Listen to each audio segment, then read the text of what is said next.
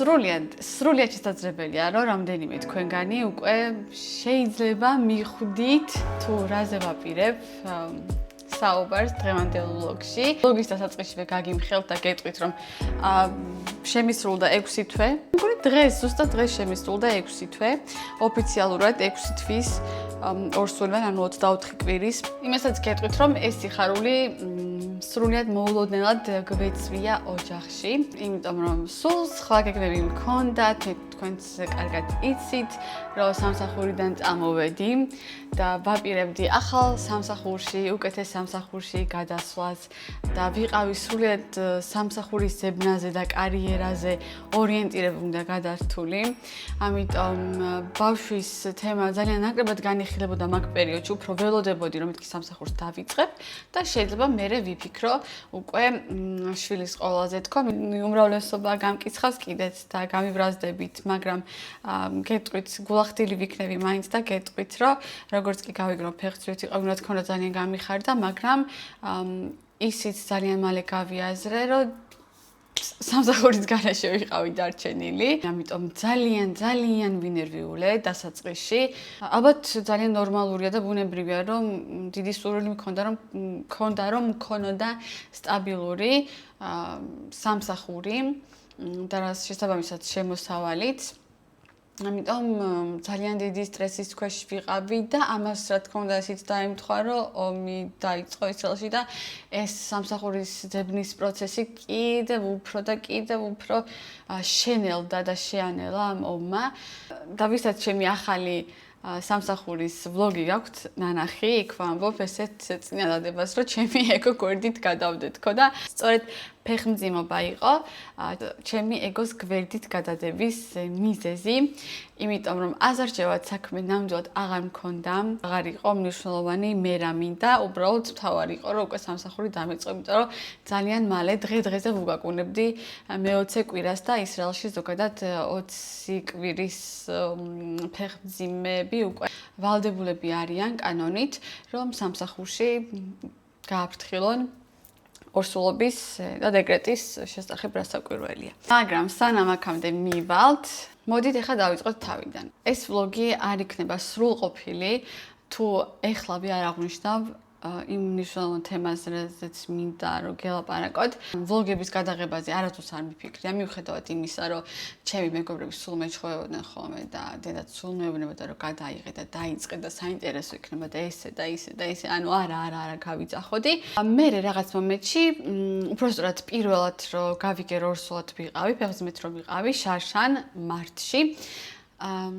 და ვეძებდი ინფორმაციას, რომ გამიგო, რომ ისრაელში როგორ ხდება, რას ვაკეთებთ, სად მივდივარ და ვერაფერი ვერ ვნახე, ვერანაირი ინფორმაცია ვერ მოვიზიე და ამიტომ გადავწყვიტე, რომ მეთქი ჩავწერთ თქო ესე პატარ-პატარა ვიდეოებს, ვლოგებს, რა ხდება ისრაელში მას შემდეგ, რაც ხალინგებს რო არის ფეხმძიმე, ხო, ანუ პირველი რას აკეთებ, მეორე სად მიდიხარ, ვისთან მიდიხარ და ასე შემდეგ. შეიძლება რამდენიმე თქვენგანს გახსოვთ კიდეც, ჩემი პირველი ორსულობა შეწყდა.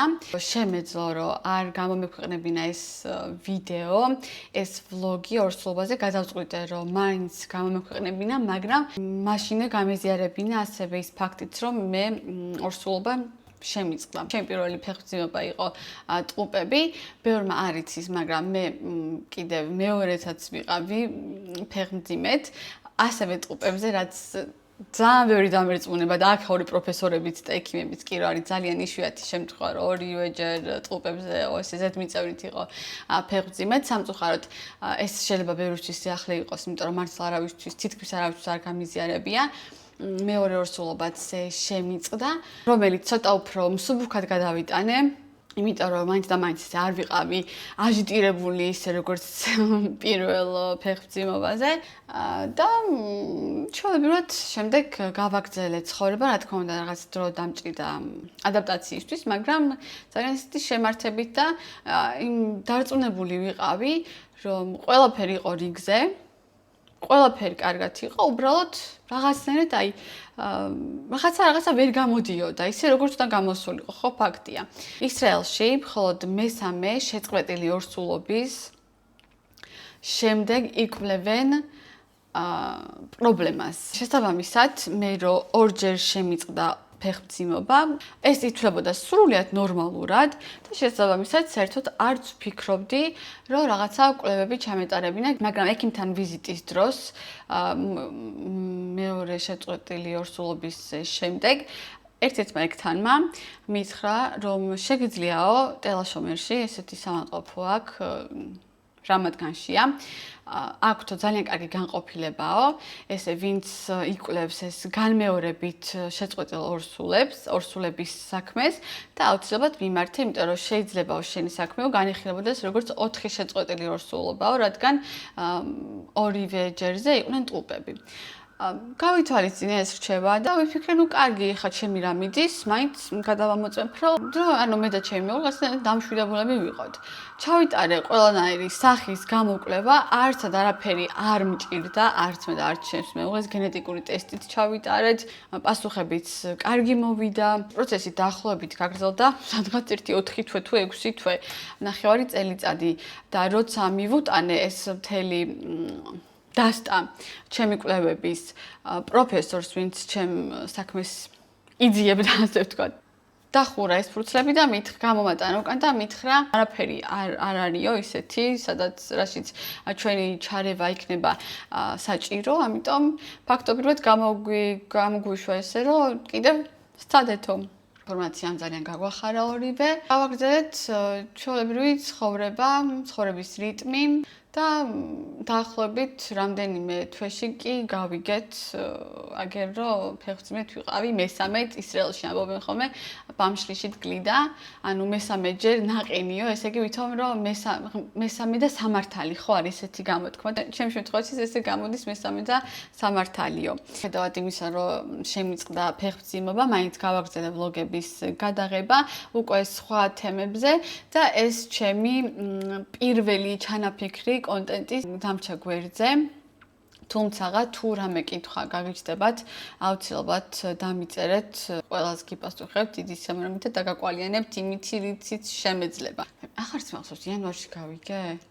აღარ მახსოვს, იანვარში თუ თებერვალში გავიგე ფეხმძიმობის ამბავი, მაგრამ სამწუხაროდ დიდი ხანი მოგვიწია მე და ჩემს მეუღლეს, რომ ეს სასიხარულო ამბავი ჩვენთვის შეგვენახა ჩუმად, იმიტომ რომ ჩემი მთელი პირველი ტრიმესტრი დაემთხვა ომიანობას და იმის გამო რომ არ გვინდოდა რომ ჩვენებს ენერგიულად, ანუ მაქსიმალურად შევეცადეთ რომ დაგვემალა ეს ამბავი და დაახლოებით 1 თვე, აღარც მახსოვს 1 თვე ნახევარი, არა 2 თვე დაახლოებით მალავდით, ხო, 2 თვე მალავდით, ნუ სანამ ომი არ დამთავრდა, კაცშიშულს არაფერი არ ვუთხარით. რა თქმა უნდა, იყვნენ ისეთი ადამიანები, ვინც გაგვიბრაზდნენ და გვითხრეს, რომ აქამდე როგორ არ გითხარიო, მაგრამ ანუ მესმის მათიც, მაგრამ მე ვფიქრობ, რომ ეს იყო ძალიან სწორი გადაწყვეტილება. ეხლა მოდით ორი სიტყვით მოგივყვებით, როგორი იყო ჩემი პირველი ტრიმესტრი. ნუ გარდა იმისა, რომ პირველი ტრიმესტრი სრულიად მართლა, ანუ პირველი დღიდან ბოლო დღემდე პირველი ტრიმესტრისა გამოვიარე ომში, მქონდა რაღაც უცნაური სახის ტოქსიკოზი, მე მგონი, არ ვიცი, ტოქსიკოზსაც ვერ ვეძახი მაინც და მაინც, იმიტომ რომ რაღაცა თქო ესე სავალალო მდგომარეობაში არ ვიყავი, როგორც ეხა სხვა გოგოებისგან მსმენია, მაგრამ რაღაცა უცნაურობები მეც ჭირდა. ნუ რა თქმა უნდა, ეხა იყო რაღაც საჭმელი და სასმელი რომლებიცაც ვეღარ ვიტანდი. ეხა მახსენდება დარიჩინი მიყვარს ძალიან ნებისმიერ ფორმაში, წონაში და ზომაში, მაგრამ არ ვიცი, რაღაც მომენტში ისე შემძულდა, ისე შემზიზღდა, რომ ეხა დასანახად, ეხა კიდე შეიძლება გადამიარა, აღარც მიცდია იმის მერე. ასევე წყალი ხალხო, ჩემთვის ნომერ პირველი სასმელია წყალი. წყლის გარდა სასმელს არ ვაღიარებ, არაფერს არ ვსვავთ, ზოგადად სახლშიც არაფერი გვაქვს წყლის გარდა. და მაქსიმუმ თუ ბურგერი შევჭამეა ესე, შეიძლება Coca-Cola Zero დავაყოლო და ეგ არის ჩემი სასმელი, არის ძირითადად წყალი, მაგრამ ისე მეზიზღებოდა წყალი, სადაც ვერ ვსვავდი. ამიტომ ყიდულობდი კოკაკოლას და კოკაკოლას ვსვავდი, შიგადაშიგი ხა თქმა უნდა წყალს ვსვავდი ძალით. მიუხედავად იმისა, რომ ვიცი რომ ახლა მცლად რეკომენდირებული არ არის კოკაკოლას და კოკაკოლის დალევა, ზოგადად მე მით უმეტეს ფეხმძიმების დროს, მაგრამ საკუთარ თავს ვერ ვჯობნიდი მართლა, წყლის გაგონება და დანახვა არ მინდოდა, არც დედა და არც ჩემი დედამთილი არც ერთს არ უყვარს წყალი და აქამდე რომ გაუგნებული ვუყურებდი და ვუსმენდი ხოლმე, ეხა მეთქი მესმის თქვენი ძალიან კარგად და მართლები ხართ წყალს არანაირი გემო არ აქვს და ყველაზე საშინელი სასმელი ამ ქვეყანაზე თქო. მაგრამ უკვე დიდი ხანია რაც წყალს დავუბრუნდი და საკუთარ თავსაც ვაჯობე და კოკაკოლაზე დამოკიდებულებაც დავჯაბნე. საიდან გამახსენდა ეს სიტყვა. მე და წყალი ისევ საუკეთესო მეგობრები ვართ. ასევე ძალიან ცუდი რეაქცია მქონდა საპონზე და ნებისმიერ ფორმაზე, რაშიც მოდის ეს საპონი. ჭურჭლის სარეცხის სითხე, ტანის დასაბანი გელი, შამპონი, საპონიც, დავის საპონი, უსუნო საპონიც კი, რაღაცნაირად ძალიან ცუდ შეგრძნებებს აღზრდა ჩემში, ასე ვთქვათ და ძლივს ვრეცხავდი ხოლმე ჭურჭელს, ძირითადად მაგ პერიოდში ჩემი ქმარი რეცხავდა ჭურჭელს და მე, იმდენად მძაფრად გრძნობდი ხოლმე სუნს აი ამ სარეცხის სითხის და ამ ყველაფრის, რომ მეორე ოთახში გავდიოდი და ველოდებოდი, როდის დაამთავრდა ხოლმე ჭურჭლის გარეცხვა. დედა ხშირად მეუბნებოდა ხოლმე და მეხუმრებოდა, რომ რა იპოვია, კარგი მიზეზია მისის, რომ ჭურჭელი არ დარეცხო, მაგრამ ხალხო აი დიდი სამერო დავრეცხავდი, მერჩივინა რომ დამერიცხა, ვიდრე რაღაცა ეს საშინელი სუნი მეგზნოდა თავით, მე ცუდად მეგზნოდა ამაზე. რა თქმა უნდა, აღარ ვლაპარაკობ სუნამოებზე, მთელი პირველი ტრიმესტრი საერთოდ სუნამო არ მიხმარია. და ისიც კი მეზიზღებოდა ხოლმე რომ სხვებს ესხათ სუნამო და ჩემი მეზობელი, ჩემი ქვევით მეზობელი არ ვიცი ხალხო მესმის სუნამო შეიპყურო დილის საათებში, მიუხედავად იმისა, რომ სახლში ხარ, მაინც შუა დღეზე, საღამოსკენ, მაგრამ ღამის 2 საათი და 3 საათზე, როცა ჩამოდიხარ, თავშესაფარში არ ვიცი, რატო უნდა მოგინდეს 1 ტონა სუნამოს შესხმა. ჩემამდე არ დადის, გაუგებარია, არ ვიცი, რატო შვებოდა ესე, მაგასაც, კაი, ალბათ უნდოდა და იმიტომ შვებოდა ესე, მაგრამ ესე იგი, ფეხით ხო ჩავდიოდით ხოლმე, ჩავირბენდით ხოლმე თავშესაფარში. ეს მთელი სუნი ხო მიდგა სადარბაზოში. მერე მოგეხსენებათ და მიუხედავად იმისა, რომ ჩვენი თავშესაფარი საკმაოდ დიდია, ძალიან ბევრი ხალხი იყო ხოლმე, ფაქტობრივად ძლივს ვიდექით, ისეთი ჭედვა იყო ხოლმე და ძალიან შორსაც ვერ მივდიოდი ამ ბიჭისგან და მისი სუნამოს სურნელი ჩემოდა ცხვირში გაჭედილი. და აი სულ ალბათ სხვა ქალაქში წავსულიყავი, მაინც გავიგუდებოდი. ძალიან ცუდად ვხდი და მქონდა გულის რევის შეგრძნება, ეს რეფლექსი და აი ამ რეფლექსის ფონზე მე დამემართა ისეთი რაღაცა, რომ ხორხი მტკიო და უკვე ნერწს ვისყლაპავდი ხოლმე ბოლოს, იმდენად მქონდა გაღიზიანებული ამ რეფლექსის გამო. მახსოვს, რომ ერთ დღეს, არანაირი 20 პირბადით ჩავდიოდი, არაფერი ამშველი და ძლივს ვიდექი ხოლმე ამ შეყუჟულ და უჰაერო სივრცეში და ძალიან დავიტანჯე, უკვე ძალიან გავწვალდი, მაგრამ სხვა გზაც არ იყო, სხვაგან ორსად სხვას რას ვიზავდი. მახსოვს, რომ ამოვედით სახლში მე და ჩემი მეუღლე და უბრალოდ ისე ცუდად გავხდი, აი ამ სუნამოს სუნზე, ძირს ესე დავჯექი და ვეღარ ვდგებოდი, მოკლედ 1-5 წუთი ვეღარ ვსწორდებოდი, მოკლედ. ესეთი უცნაური რაღაცები მჭირდა. კიდე, ეს რაც შეეხება აი რაღაც ესე სურნელებს. საჭმელზე რა შემიძლია გითხრათ? საჭმელზე არანაირი ისეთი, არა, მქონდა ხოლმე გართული. კი, არა, გატყუებთ, მქონდა განსაკუთრებულად მინდებოდა ცომი.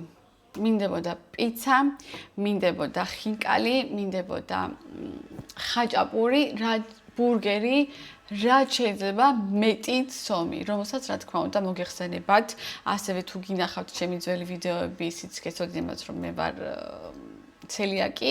ასე რომ ნახევარზე მეტი რაც ჩამოვთვალე გლუტენიანი საკვებია და ამ საკვებს ვერ მივირთმევ და თან ესეც რა თქმა უნდა ომის პერიოდში ხდებოდა და გამოძახებაც კი არ მინდოდა საჭმლის, იმიტომ ჯერ ხო ფიზიკურად ძლივს გავდიოდით გარეთ, ეხა შორს და რესტორნებში სიარულს ნამდვილად არ დავიწყებდი და ვერ დავიწყებდი. გამოძახებაც არ მინდოდა, იმიტომ რომ თან ვფიქრობდი რომ ხა ვიღაც ადამიანი სიცოცხლე საფრთხეში არ ჩავაგდო მიუხედავად იმისა რომ ძალიან ბევრი იძახებდა და ძალიან ნორმალურია, არაფერი ისეთი არ არის, ხო, ომის დროს ხალხი საჭმელს იძახებს, ისრაელში ესე ვართ. თან ანუ საქმეც იმაშია, რომ არ მინდოდა უგლუტენო პიცა, არ მინდოდა უგლუტენო ხაჭაპური, არ მინდოდა უგლუტენო ხინკალი, რომელსაც ისრაელში რა თქმა უნდა არავინ არ აკეთებს. მინდოდა გლუტენიანი და ძალიან დავიტანჯე ამაზე. მაგრამ საბოლოო ჯამში ვჭამდი იმას, რაც მეჭმეოდა.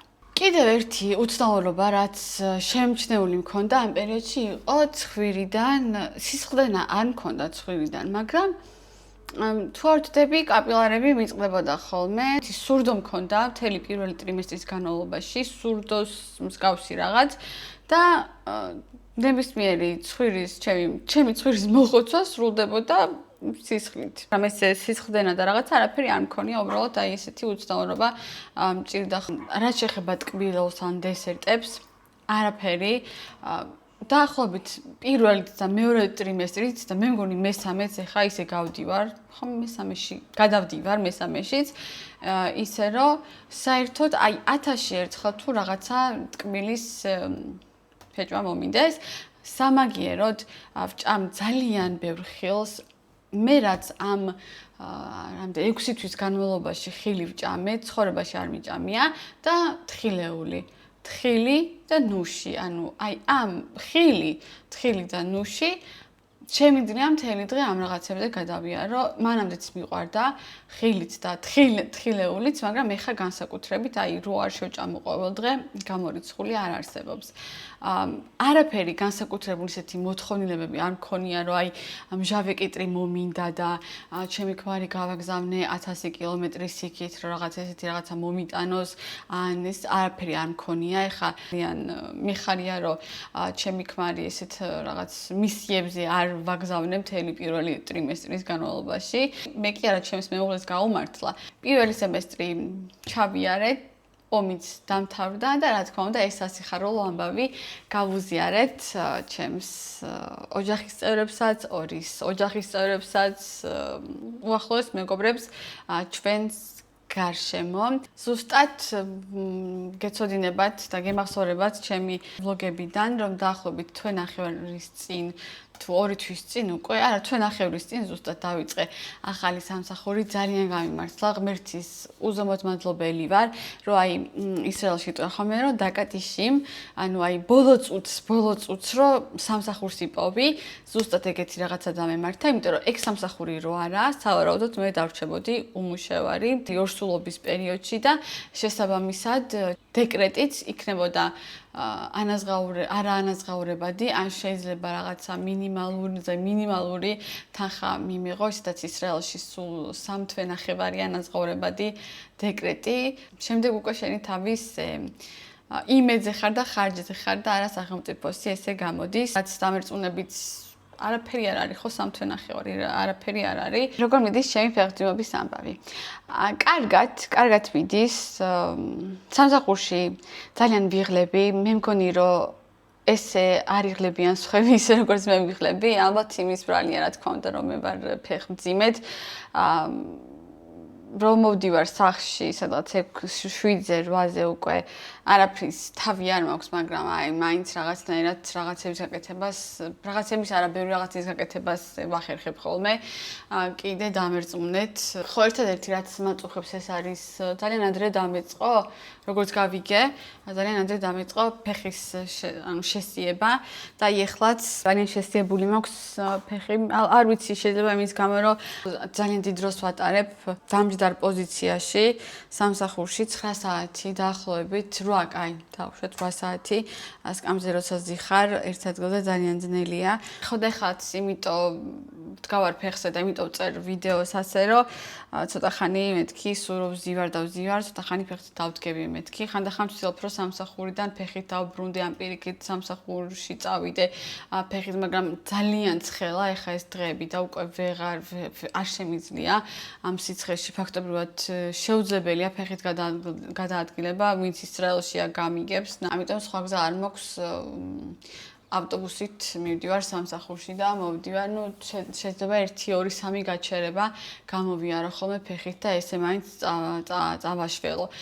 ვარჯიში არ შემიწყვეტია ჯერჯერობით, მაგრამ სავარაუდოდ ეს თვე იქნება ჩემი ბოლო. კი, შემიძლია რომ გავაგრძელო, მაგრამ რაღაცნაირად ვერ მიხერხდება, კომფორტულად ვერ ვგრძნობ თავს ვარჯიშის განმავლობაში. პილატესზე ვარჯიშობ, ვინც არიცით, გეტყვით და მიუხედავად იმისა, რომ ძალიან მსიამოვნებს ეს პროცესი, რაღაცნაირად აი ლანქი გავხდი ძალიან და რაღაც არ მსიამოვნებს და ვერ ვაკეთებ, ჯერისდაც არ შეიძლება ყველა იმ ვარჯიშის გაკეთება, რასაც გვაკეთებინებს ინსტრუქტორი და შეცვალო ორსულებზე მორგებული ვარჯიშებით და ესეც მართლა რაღაც კოტრიალობ ხოლმე ძირითადად რეფორმერზე და არა ვარჯიშობ, ამიტომ ვთქვი, რომ კაი ჯანდაბას თქო ეს თვეც და შემდეგი თვიდან აღარ ვივლი და შემდეგ უკვე დავუბრუნდები ვარჯიშს რამდენიმე თვეში.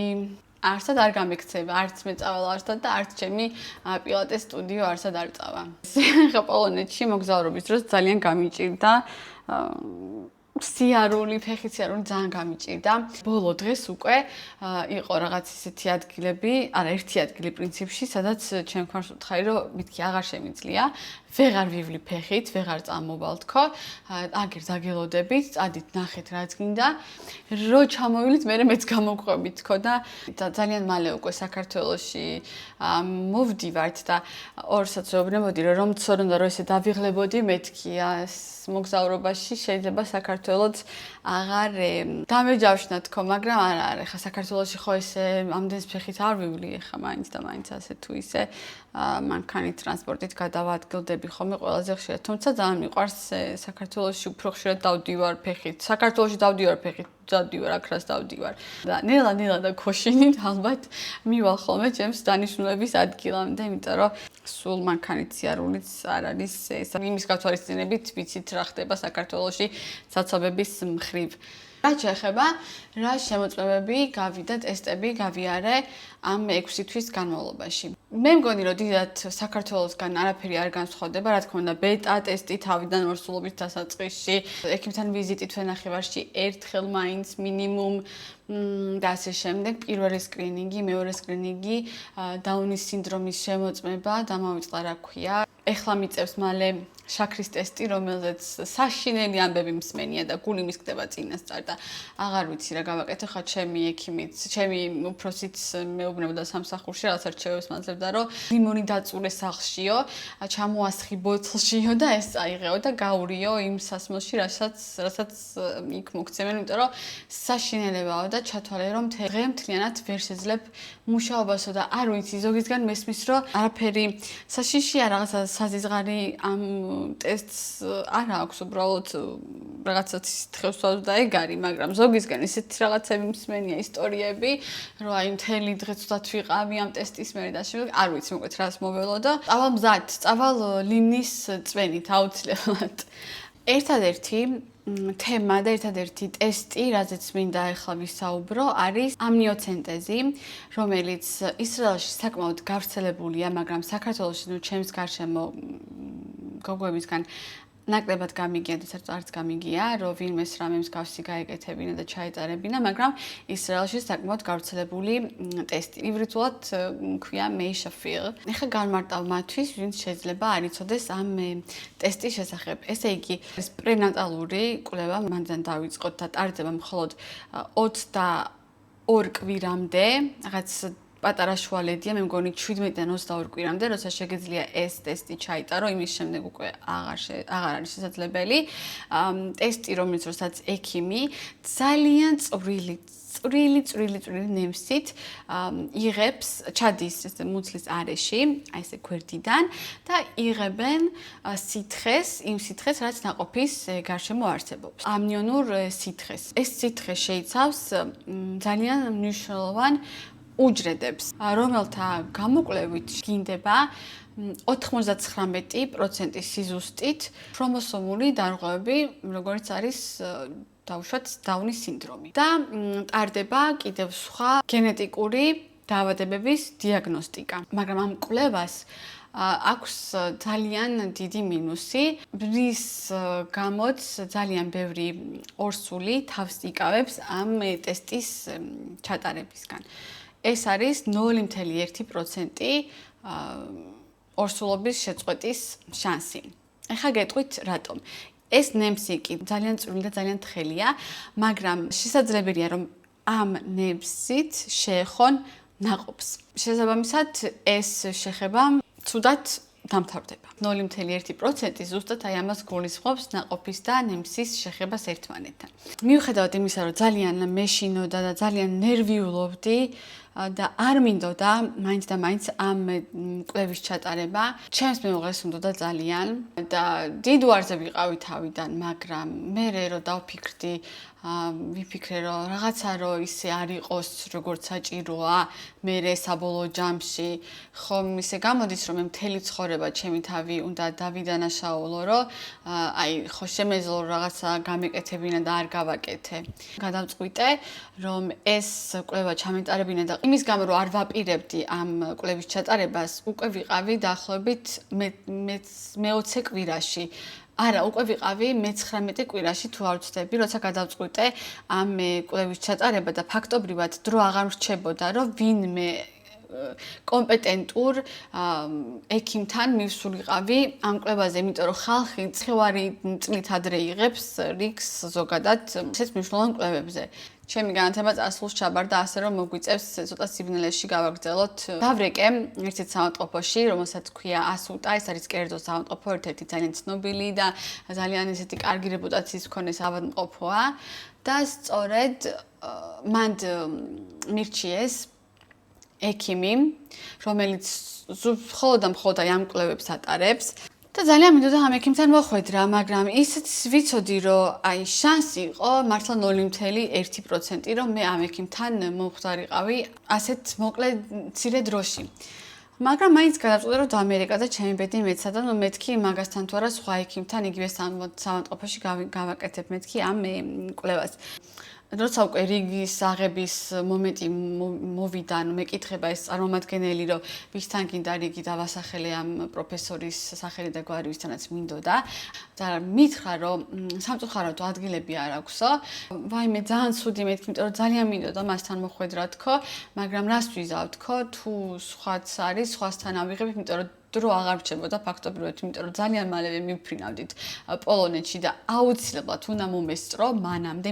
და აი ამ ლაპარაკში გათავისუფლდა ერთი რიგი და ამ გოგო მითხრა უცბად რომ აიო რიგი გამითავისუფლდა ეხლა, ტობა ვიღაცამ გაუქმა და აი არ ვიცი რა ბედზე მართლა ამ კაცთან მოხვდი და ძალიან გამიხარდა და მეთქი ეთყობა ეს რაღაცა ნიშანია იმის რომ მე ეს ტესტი უნდა ჩავიტარო და ეს კვლევა და რაღაცნაირად დამშვიდებულ გულზე წავედი.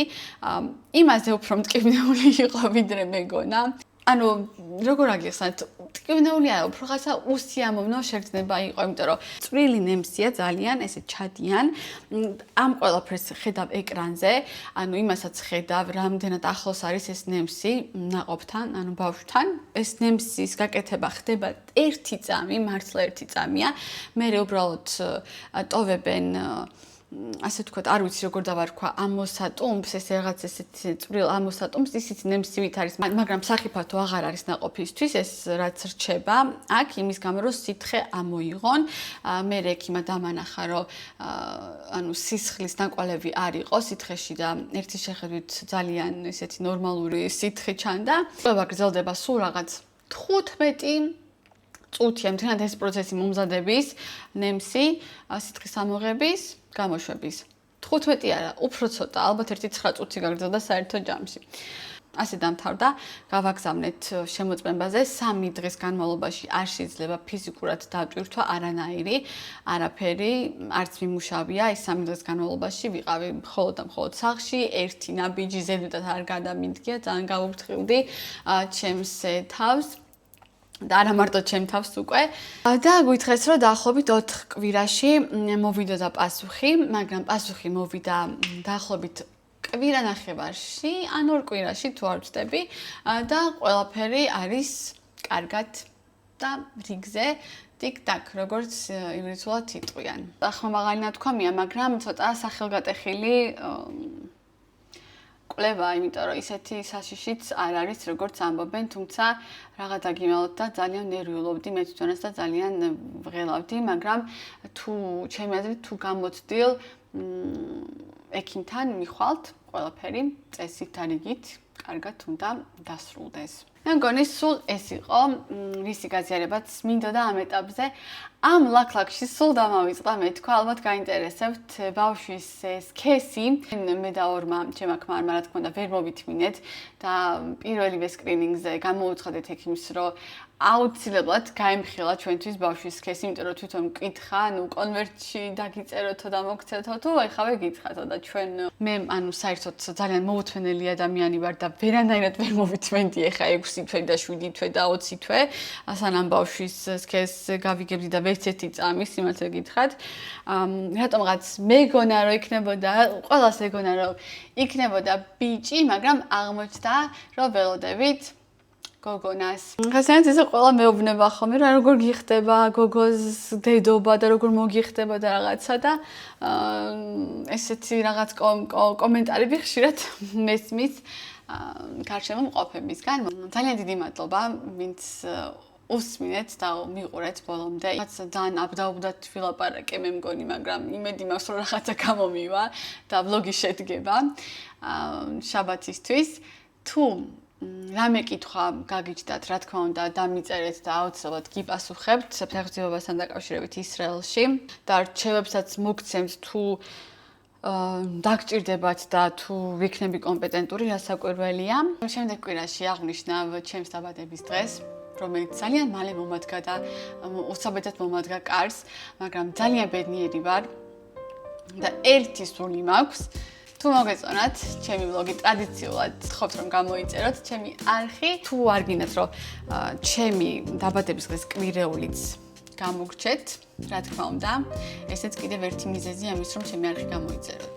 ძალიან მიხარია რომ მაქვს შესაძლებლობა ამდენ ადამიანს გაგიზიაროთ ჩემი სიხარული. ძალიან დიდი მადლობა გითხრათ იმისთვის, რომ თავს ესე კომფორტულად მაგრძნობინებთ ამ პლატფორმაზე და შემიძლია რომ ესეთი თემები გაგიზიაროთ და ვისაუბრო ესეთ პირადულ თემებზე, რაზეც მე და თქვენ ხშირად ვსაუბრობთ ხოლმე. შევხვდებით იქით შაბათს.